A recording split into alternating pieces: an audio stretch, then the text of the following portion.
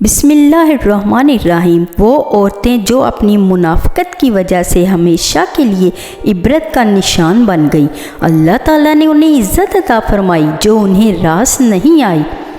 وائلہ یہ حضرت نوح علیہ السلام کی بیوی تھی۔ اس کو ایک نبی برحق کی زوجیت کا شرف حاصل ہوا اور برسوں یہ اللہ کے نبی کی صحبت سے سرفراز رہی، مگر اس کی بد نصیبی قابل عبرت ہے کہ اس کو ایمان نصیب نہیں ہوا، بلکہ یہ حضرت نوح علیہ السلام کی دشمنی اور توہین اور بے ادبی کے سبب بے ایمان ہو کر مر گئی اور جہنم میں داخل ہو گئی۔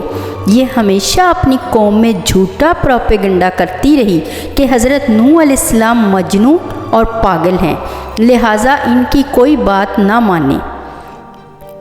والہا یہ حضرت لوط علیہ السلام کی بیوی تھی۔ یہ بھی اللہ کے جلیل القدر نبی کی زوجیت اور صحبت سے برسوں سرفراز رہی، مگر اس کے سر پر بد نصیبی کا ایسا شیطان سوار تھا کہ سچے دل سے کبھی ایمان نہیں لائی، بلکہ عمر بھر منافق رہی اور اپنے نفاق کو چھپاتی رہی۔ جب قوم لوط پر عذاب آیا اور پتھروں کی بارش ہونے لگی، اس وقت لوط علیہ السلام اپنے گھر والوں اور مومنین کو ساتھ لے کر بستی سے باہر چلے گئے۔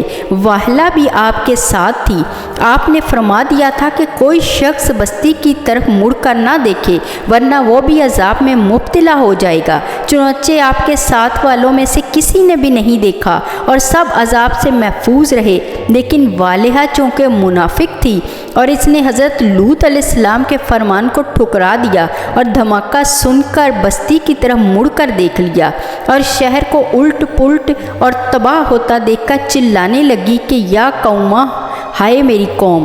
یہ زبان سے نکلتے ہی ناگہانی عذاب کا ایک پتھر اس کو بھی لگا اور ہلاک ہو کر ایک پتھر میں تبدیل کر دی گئی اور یوں وہ جہنم رسید ہو گئی۔ قرآن پاک کے پارہ 28 کی سورہ تحریم کی آیت 10 اور 11 میں اللہ تعالیٰ فرماتا ہے، اللہ نے ان لوگوں کے لیے جنہوں نے کفر کیا نوح علیہ السلام کی عورت اور حضرت لوط علیہ السلام کی عورت کی مثال بیان فرمائی ہے۔ وہ دونوں ہمارے بندوں میں سے 2 صالح بندوں کے نکاح میں تھی، سو دونوں نے ان سے خیانت کی، پس وہ اللہ کے عذاب کے سامنے ان کے کچھ کام نہ آئے اور ان سے کہہ دیا گیا کہ تم دونوں داخل ہونے والوں کے ساتھ دوزخ میں داخل ہو جاؤ۔